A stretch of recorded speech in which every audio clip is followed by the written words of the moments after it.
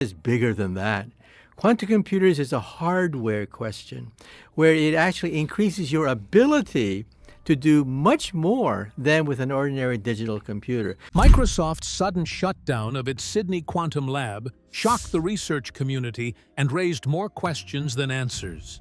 Why would a company abandon a facility producing breakthroughs years ahead of its rivals? What secrets were hidden behind closed doors?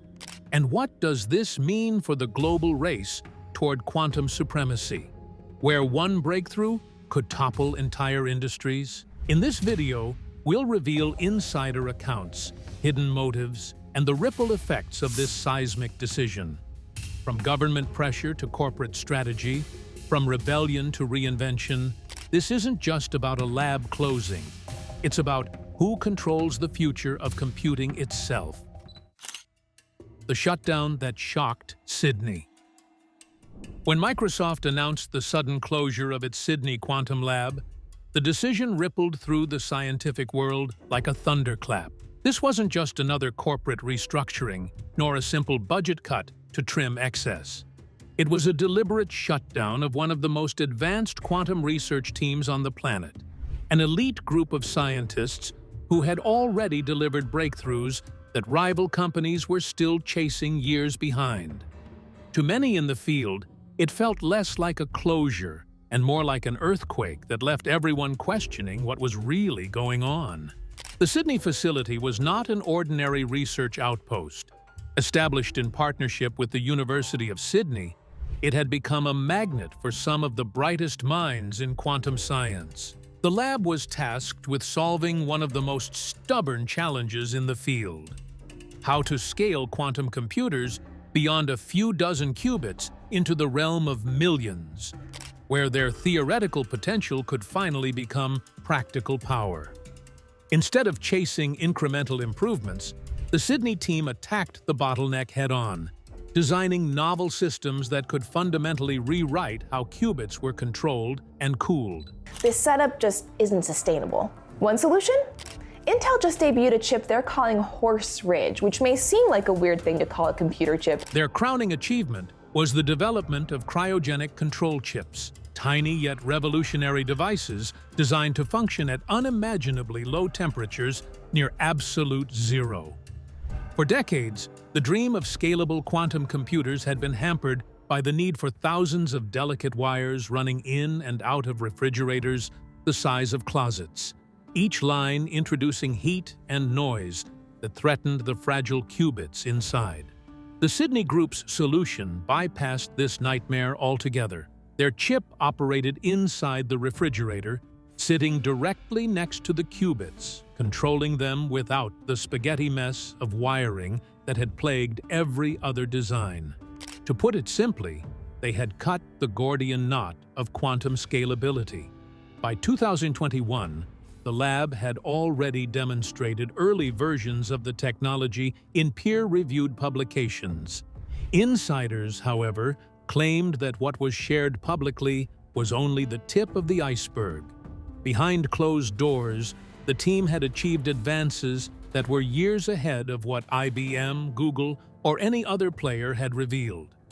According to whispers in the community, some of these breakthroughs were within 2 years of being commercially viable, a staggering leap forward in a field where most companies still wrestled with laboratory prototypes. To see such a group suddenly dismantled left industry veterans baffled. Officially, Microsoft explained the move as consolidation. The company wanted to bring its global quantum operations under one roof, centralizing resources at its Redmond headquarters. Executives framed it as a natural shift from research to productization, arguing that tighter integration would accelerate development. Yet, the timing raised eyebrows. Just as DARPA was selecting finalists for its high-stakes utility-scale quantum computing program, an initiative where Microsoft was one of only 2 companies to advance, suddenly the Sydney lab was deemed unnecessary. To skeptics, it looked less like consolidation and more like a political maneuver, influenced by U.S. government pressure to keep critical quantum research under American control. The human cost of the decision was equally striking. The 15-person Sydney team, many of them PhDs with years of highly specialized training, were summoned by two senior Microsoft executives who flew in with an ultimatum. They could uproot their lives and relocate halfway across the world to Redmond, Washington, or they could walk away from Microsoft entirely. To sweeten the deal, the company offered compensation packages so large they bordered on surreal. Some insiders said the salaries were so generous that after just a few years, employees could have bought houses in Sydney outright without ever touching a mortgage. Yet, the golden offers came with golden handcuffs. Relocation meant not only abandoning their lives in Australia, but also transferring their research fully into Microsoft's corporate machine, where secrecy, patents, and non-disclosure would bury their breakthroughs far from public eyes. For a team that had poured 7 years of work into pushing the boundaries of quantum science, the choice was far from straightforward. Some saw it as a betrayal. Australia's government had invested heavily in building its quantum ecosystem, with the Sydney lab serving as a flagship example of international partnership. To have it dismantled overnight, without consultation or warning, left officials blindsided. Others viewed it as a power grab by Microsoft and the US government, ensuring that the most advanced quantum knowledge stayed firmly under American control at a time when quantum computing was being classified as a critical national security technology. What these researchers chose to do next would send shockwaves through the entire quantum industry. A breakthrough too big to bury. Inside the cold, humming chambers of Microsoft's Sydney lab, something extraordinary had been born. A chip unlike anything the quantum world had ever seen. Known as a cryogenic controller, it wasn't a flashy product meant for headlines or press demos. Instead, it was a hidden key, a piece of engineering so vital that without it, quantum computers would remain stuck in the realm of laboratory curiosities. The brilliance of the chip lay in where it could operate, inside the dilution refrigerator itself, at temperatures hovering just above absolute zero. At those extremes, even the smallest vibration or heat leak could destroy delicate quantum states. Yet this chip not only survived, it functioned seamlessly. For years, one of the greatest barriers to quantum computing wasn't about building qubits, but about controlling them. Imagine a refrigerator filled with thousands or even millions of qubits, each one needing precise instructions to perform calculations. In most designs, those commands must travel through a tangled mess of wires that snake into the freezing chamber. Every additional wire added heat, introduced noise, and demanded space. In practice, this spaghetti-like architecture became unscalable. It was like trying to run a supercomputer by connecting every transistor to the outside world with a separate cable. Eventually, the entire system would collapse under its own complexity. The Sydney team's cryogenic chip solved this bottleneck in a single stroke. By operating inside the fridge, directly next to the qubits, the chip eliminated the need for those thousands of fragile wires. It streamlined control, reduced noise, and allowed the system to remain stable at ultra-cold temperatures. Suddenly, the idea of scaling from hundreds of qubits to millions no longer seemed like science fiction. The chip functioned as the missing nervous system, a way to give commands to the brain of a quantum computer without destroying the very thing that made it powerful.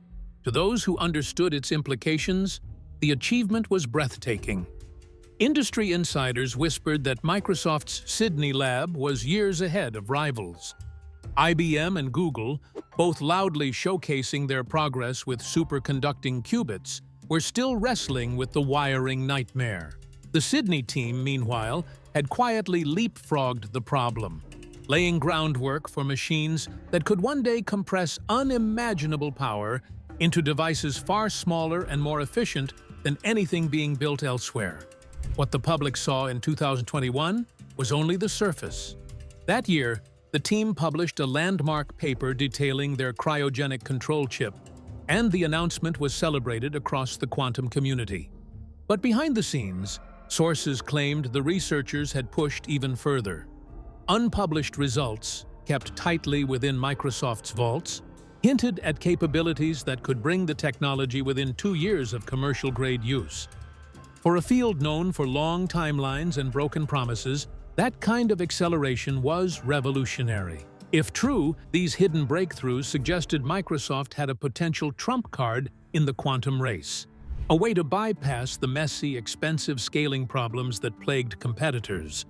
Yet for reasons no one outside Redmond could fully explain, much of this knowledge never left the lab. Whether it was corporate strategy, national security concerns, or fear of giving rivals a roadmap, the most valuable findings remained buried.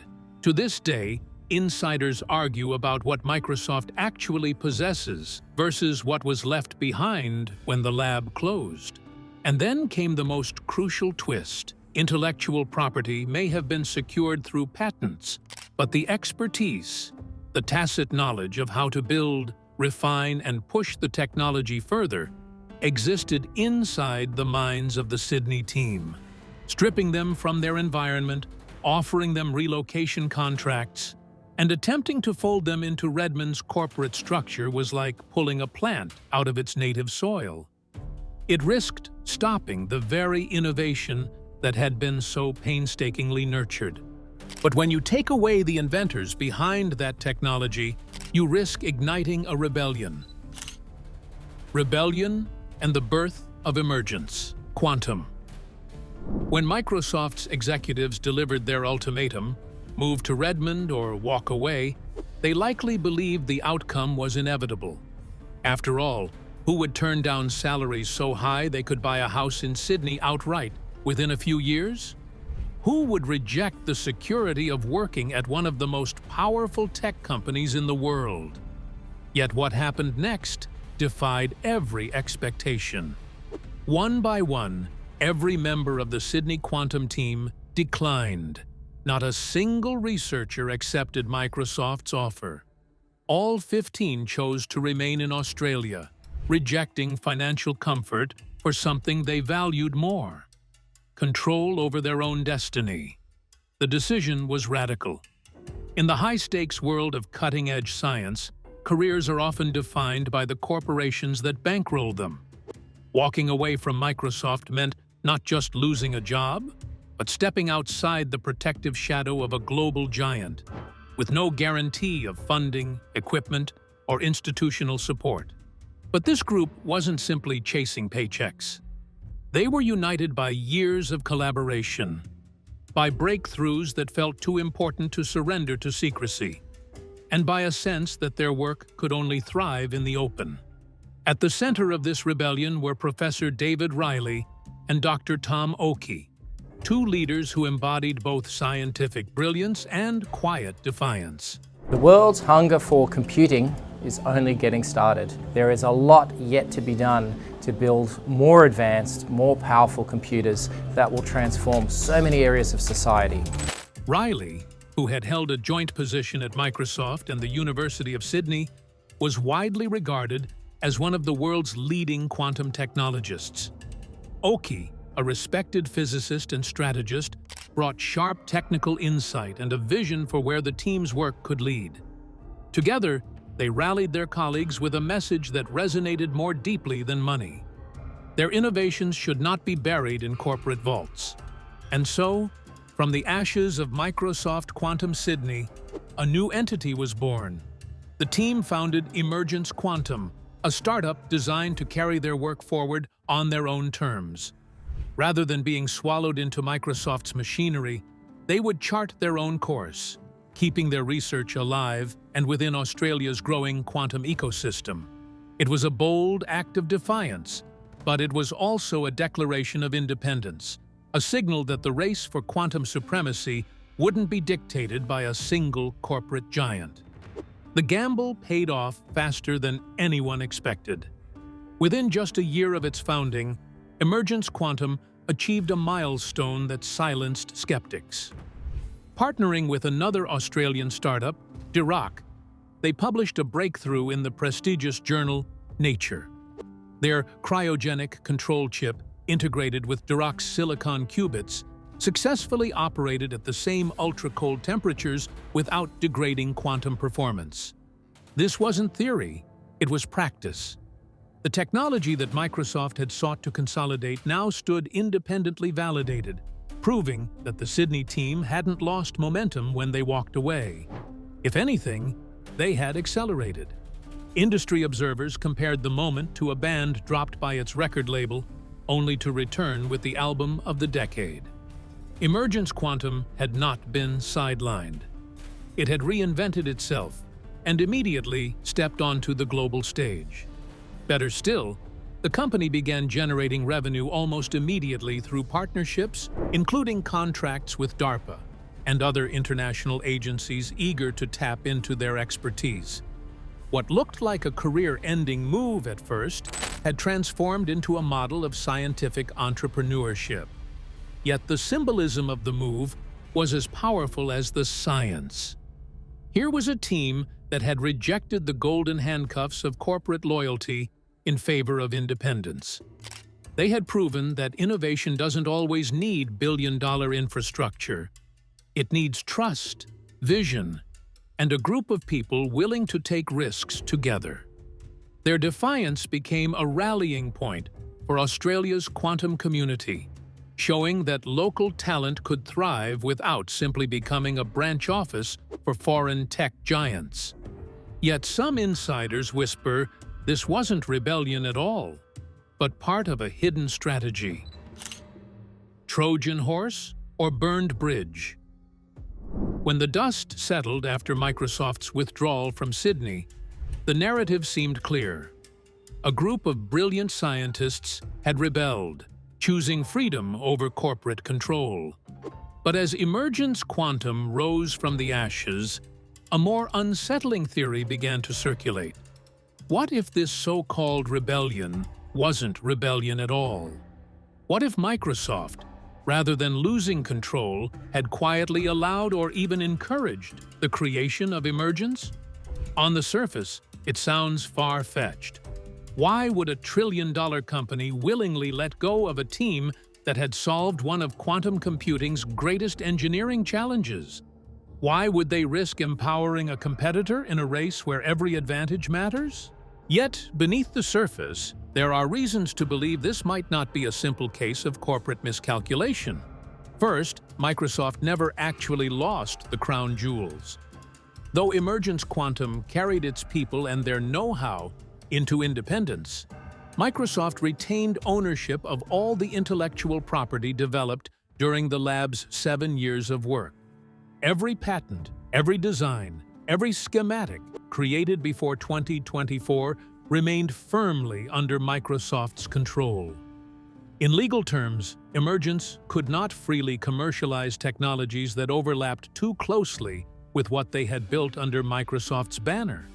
This meant that while Emergence appeared independent, its core innovations were still tethered to Redmond's vaults.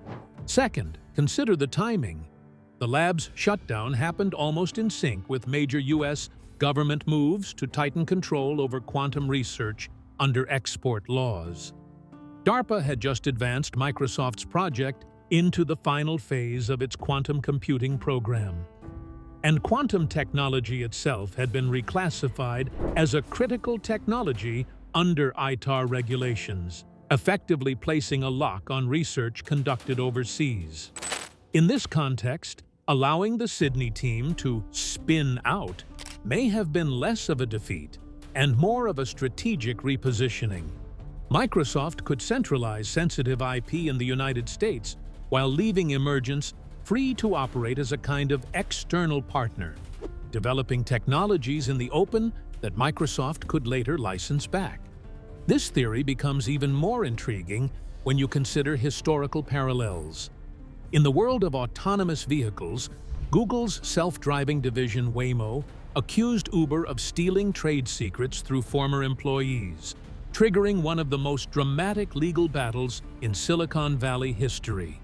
The lawsuit revealed how fragile the line between independent innovation and corporate theft can be when intellectual property and talent walk out the same door. Many now wonder if Microsoft and Emergence are heading for a similar collision. If Emergence develops something too close to the cryogenic control technology patented under Microsoft, would Redmond unleash its lawyers? Or would both sides quietly collaborate, avoiding a public showdown while benefiting from each other's progress? Some industry insiders suspect the latter. They point to the fact that both Microsoft and Emergence now work with DARPA on separate quantum initiatives. Microsoft continues to push its topological qubit approach, while Emergence focuses on qubit-agnostic control systems that could interface with any architecture. Conveniently, this positioning prevents direct competition between the two. Instead of clashing head-to-head, they occupy complementary niches, creating a scenario where Microsoft could one day fold Emergence's work into its broader ecosystem through licensing or acquisition. Of course, the alternative interpretation is darker. Perhaps Microsoft did lose control. Perhaps the decision to let the Sydney team go was a gamble that backfired, creating a new rival in one of the most critical technological races of the century. In that scenario, Emergence Quantum is less of a Trojan horse and more of a burned bridge. A reminder that talent, once alienated, can't always be bought back. If this is the case, Microsoft may face not only competition from Emergence, but also the risk of seeing their former employees build alliances with rival nations and corporations. To understand the stakes, we need to see how this fits into the larger quantum arms race. The quantum arms race intensifies. Quantum computing is no longer just a research dream. It's a battlefield. When Microsoft shut down its Sydney lab and consolidated operations in the United States, it wasn't acting in a vacuum. It was responding to a new reality. Governments around the world now treat quantum computing not simply as an academic pursuit, but as a weapon. The US government, through agencies like DARPA and under strict export control laws, has officially classified quantum technology as critical. That label places it in the same league as nuclear materials, advanced AI chips, and missile systems. In other words, quantum breakthroughs are now matters of national security. At the center of this arms race is a fundamental question: which approach will actually produce a scalable, reliable quantum computer first? IBM and Google have bet heavily on superconducting qubits, chips where tiny circuits behave like artificial atoms. These systems are noisy and prone to errors, but they can be scaled up relatively quickly, and the companies have been eager to showcase quantum supremacy demonstrations. In 2019, Google announced it had performed a calculation in 200 seconds that would have taken a classical supercomputer thousands of years. IBM countered, claiming the comparison was flawed. Regardless of the spin, both companies have been racing to grow the number of qubits on their chips, boasting prototypes with 100 or more. Microsoft, however, has chosen a completely different path: topological qubits. Rather than trying to brute force scale fragile qubits and fix errors afterward, Microsoft's bet is on designing qubits that are intrinsically stable. Those numbers are seemingly small, but require up to lifetime in the universe timescales to solve with all of the world's computers operating together. That's until you have a scaled quantum computer that can solve these problems efficiently. By using exotic states of matter called Majorana particles, their qubits would theoretically be far less prone to errors, making them easier to scale to millions without requiring enormous amounts of correction. If it works, Microsoft's approach could leapfrog the noisy intermediate-scale quantum computers being built by others. One Microsoft executive once likened the difference to building on bedrock versus building on sand. The stakes are staggering because the first company, or country, to achieve practical, large-scale quantum computing could reshape global power structures overnight. Consider the threat of Q-Day, the hypothetical moment when a quantum computer becomes powerful enough to break widely used encryption. Every banking transaction, every classified communication, every cryptocurrency wallet, suddenly vulnerable. Analysts estimate a 1 in 3 chance this happens before 2035, but some whisper it may already be closer than we realize. Governments are quietly preparing for this scenario by hoarding encrypted data today, planning to decrypt it later once quantum machines exist. Beyond security, the implications extend into artificial intelligence. A working quantum computer could theoretically train massive AI models orders of magnitude faster than today's best GPUs. Imagine an AI trained not in months, but in hours. Defense applications, substance discovery, climate modeling, and advanced weapons systems could all accelerate at a speed that makes today's technology look archaic. For this reason, DARPA and its counterparts in China, Europe, and elsewhere are pouring billions into quantum research. To them, this isn't just about winning a technological race. It's about ensuring they're not left defenseless in a world where the rules of computing itself have been rewritten. While America consolidates, one country is left questioning its place in this race: Australia. Australia's missed weapon. When news broke that Microsoft was shutting down its Sydney quantum lab, the Australian government was caught completely off guard. Officials learned about it through media reports rather than direct communication. For a country that had just declared quantum computing a national priority and invested heavily to build a domestic ecosystem, the timing could not have been more humiliating. Australia had unveiled its first national quantum strategy only months earlier, aiming to position itself as a global leader. Suddenly, one of its most prized research teams, the very group that had made the country a serious contender in the field, was gone. The shock was amplified by the scale of Australia's own investments. The federal government had poured hundreds of millions into nurturing the quantum sector, funding university research hubs and building partnerships with international companies. In Brisbane, Canberra committed nearly $1 billion Australian dollars to lure PsiQuantum, an American startup with Australian roots, to set up operations. Officials trumpeted this as proof that Australia was becoming a magnet for world-class talent. But in the process, they overlooked something far more valuable: the homegrown brilliance already working in Sydney. Emergence Quantum, the startup formed by Microsoft's former researchers, was precisely the kind of company Australia claimed to want: local talent, global potential, and a direct line to groundbreaking technology. Yet while PsiQuantum received massive subsidies, Emergence was left to fend for itself. Its survival depended not on government backing, but on the determination of its founders and the partnerships they could forge internationally. In effect, Australia exported its most advanced quantum know-how without lifting a finger to protect it. The consequences of this misstep could be profound. Emergence Quantum, though based in Sydney, is not bound to serve Australia's national interests. It is a private company operating in an intensely competitive global marketplace. Nothing prevents it from selling its expertise or even licensing its technologies to whoever offers the best terms. That could be DARPA and American defense agencies. It could be European initiatives eager to close the gap with US giants. In theory, it could even be Chinese investors, should Emergence decide that path aligns with its ambitions. For Australia, this creates a paradox. On paper, the country wants to be a leader in quantum technology.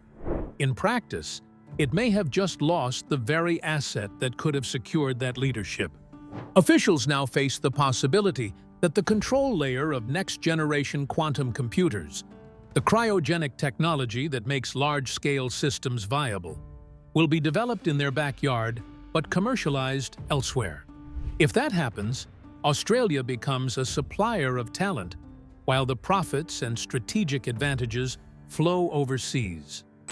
To make matters worse, the departure of Microsoft's lab left Australia with a credibility problem. The government's quantum strategy emphasized international partnerships, but Microsoft's sudden exit suggested that foreign companies could not be relied upon to maintain long-term commitments. For local researchers, it was a sobering reminder that global corporations will always prioritize national interests and government pressure from their home countries over partnerships abroad. The message was clear. Without stronger domestic support, Australia's role in the quantum race will remain fragile. And while Australia deals with regret, Microsoft itself has chosen silence as a weapon. Microsoft's silence strategy. In the wake of the Sydney lab's shutdown, Microsoft adopted a strikingly different posture toward its quantum program. Silence. Where once the company highlighted its partnerships with universities, published research openly, and even offered public tours of its facilities, the new era has been defined by secrecy. Press access has dwindled. Technical details are shared only through carefully managed announcements. The outward message is simple. Microsoft is still in the race, but the specifics of what it is building and how close it is to success remain hidden. This change became most visible in early 2025 when Microsoft unveiled what it called the Majorana 1 chip, claiming it to be the world's first quantum processor powered by a topological core. The announcement was meant to be historic, marking a milestone in the company's long bet on topological qubits. But the reaction from the scientific community was far from celebratory. At the annual meeting of the American Physical Society, many physicists described the evidence as unconvincing, more like a Rorschach test than solid proof. Some attendees dismissed the data as too noisy, too ambiguous to confirm that a true topological qubit had been achieved. For Microsoft, the skepticism may not have mattered. Insiders suggested the company was less concerned with winning short-term credibility than with securing long-term dominance. Publicly, they promised a full-stack prototype quantum computer by 2027, one capable of scaling into the millions of qubits. If true, such a machine would leapfrog every competitor in the field. While IBM and Google proudly demonstrated systems with 100 or so qubits, powerful but plagued with error rates, Microsoft was effectively saying, "We're building something entirely different, and when it's ready, it will render those demonstrations obsolete." The silence then becomes strategic. By withholding details, Microsoft prevents rivals from gauging how far along they truly are. It keeps regulators, competitors, and even potential adversaries guessing. And in a race where breakthroughs can reshape not just industries but global security, uncertainty can be as powerful as progress. If you were sitting on a discovery that could one day crack every encryption system on Earth, would you broadcast it, or would you stay quiet until the moment was right? This approach also plays to Microsoft's strengths as a corporation. Unlike smaller startups, it doesn't need to constantly court investors with flashy demonstrations. Its resources are vast, its government contracts secure, and its long-term vision clear. Where IBM and Google fight for headlines, Microsoft can afford to play the long game, letting others burn cash on incremental advances while it prepares a different architecture entirely. It is, in many ways, the tortoise strategy, slow, steady, and ultimately devastating when the finish line is crossed. But silence carries risks. The more Microsoft withdraws from open scientific dialogue, the more skepticism grows. If its topological approach falters, years of secrecy could leave it vulnerable, with nothing to show, while rivals continue to advance incrementally. Worse still, by centralizing so much of its research in the United States and burying it under layers of corporate and government control, the company risks alienating the very researchers whose creativity and independence made the Sydney lab so successful in the first place. In the world of quantum innovation, people are as valuable as patents, and Microsoft has already learned what happens when visionary teams walk away. Microsoft's Sydney lab is gone, but its breakthroughs are alive, either buried in Redmond or blazing forward under Emergence Quantum. The question now isn't whether quantum computing will reshape the world. It's who will hold the keys when it does. If you found this story eye-opening, hit like. Leave a comment on whether you think Microsoft orchestrated this move or lost control of a golden opportunity. And subscribe for more deep dives into the hidden battles shaping our technological future.